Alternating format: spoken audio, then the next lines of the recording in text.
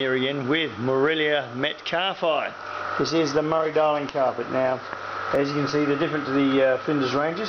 Pue by colour is actually very similar, but where the difference is these guys always have a greyish sheen to them, whereas the other one doesn't. That's the main difference. Other than that, they do look very, very similar. The other ones tend to have more distinct cross bands, but as you know, carpet snakes do vary, but the sheen is fairly consistent. By DNA, they're different as well.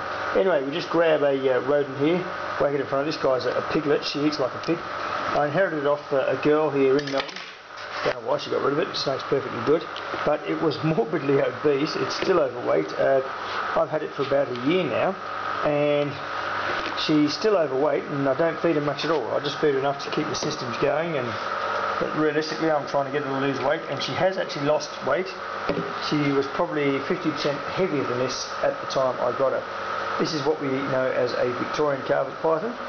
This one does actually fit the bill for the coloration of Victoria, but it may well be from almost anywhere along the Murray-Darling River system, and I assume it's captured, born and raised, but I wouldn't really know. There's no evidence of it being wild, and its condition reflects that of one that's been raised in captivity. Handling wise, this individual's not too good for the shows because I inherited it as an adult, so it may as well be wild caught, because as adults they're not used to being handled day after day after day. Handling in a domestic cage situation, the snake is fine, doesn't bite, it's all good, but in terms of kids, putting around kids' necks and stuff, it does tend to wander off and just doesn't sit still like a stunned mullet. We have this issue with other captive snakes as well, captive raised, where they spend most of their life in a cage just getting fed and cleaned as opposed to being handled day after day after day. For that reason, as a rule, we just don't bother touching adult snakes of any kind. We prefer to get juvenile, whether they are venomous or non-venomous. We prefer to get juveniles, raise them. Usually the first year or so they're problematic because you've got all the raising issues of baby snakes, they're not really big enough for shows. But once you get past about the first year, you can use them if you're desperate when they're small, and beyond that they're fine. Pythons, of course, generally you can use them beyond the first year, no trouble at all, because they're usually big enough for the small kids.